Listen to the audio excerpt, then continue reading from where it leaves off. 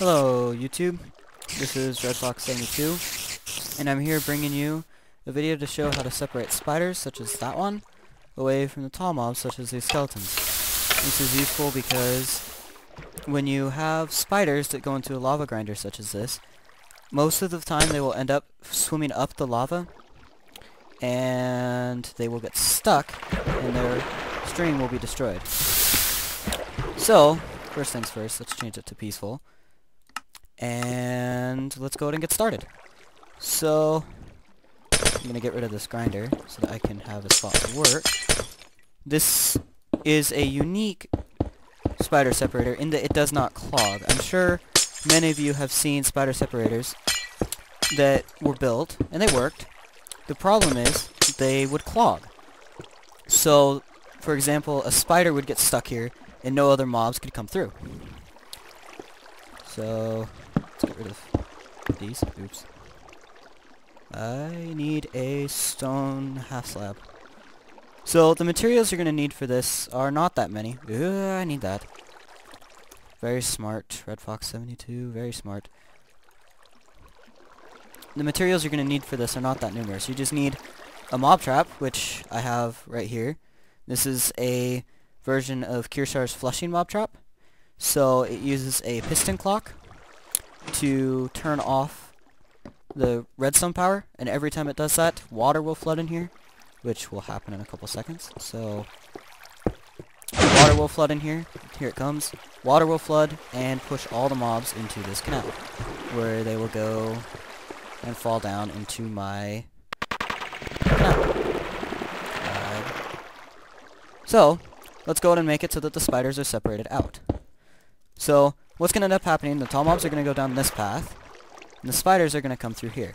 So the first thing you're going to want to do is, on the same level as this water current, I need to be able to get in here, on the same level as this water current, you're going to want to put a half slab. This will prevent any tall mobs, such as me, from getting through there, and they will be forced to fall. However, since spiders are only 1 block tall, they will be able to fit through here perfectly. Next, you're going to want to put a sign here and here. This is to prevent a water flow that we're going to put there later. And you're going to want to extend this out. Oops. Make sure that you make this exactly as I am, or you will get errors. And if you do, feel free to comment on what you did, and I'll take a look and tell you what you did wrong. Anyways, so this is my first YouTube video, so please comment on how I'm commentating and tell me what you think overall. So the next thing, this is just a little tunnel for the spiders to go down. The next thing you want to do is put water here and here. Whoops. And make this tunnel 8 blocks long to stop the water flow. So building. Like that. Now what'll happen is, this is the whole spider separator. What'll happen is the mobs will fall here. The tall mobs will be unable to fit through this gap, no matter how much they want to. They'll fall down here, and they'll come this way to their own killing device. While the spiders will go through this 1.5 gap, and they'll be pushed through this water current, which will continue to carry them. And they'll come over here, where I'm going to simply kill them so that they don't get in the way. So let's go ahead and build a lava grinder here. I can build it quickly. And this is just a basic lava grinder, so don't need to pay any attention to this. This is just so that there doesn't become too many mobs on the screen at one time. And I will demonstrate how this works. Lava does travel 3 blocks. I always forget that lava travels 3 blocks. I always think it travels 4. So make sure if you're building this and you want to use a lava grinder, I would not recommend it for spiders, but since I want to kill them quickly, I'm going to do it. I would recommend using a drowning trap instead. And in a later video, I'll show you how to build a drowning trap for spiders that does not clog up as well. So that's the finished design. Spiders will come over here. The tall mobs will fall down. And let's go ahead and make it so that they will die as well. They can just fall into nothing.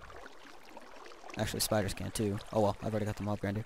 So, let's go ahead and turn it on normal and see how it works. And let's see if we're getting any mobs spawning. Yes, we are. If you guys didn't know, that E in the top left corner, so right here, I hid my mouse cursor. Okay, Red Fox, you failed. Anyways, that E in the upper left corner, it's the third row down on the far left.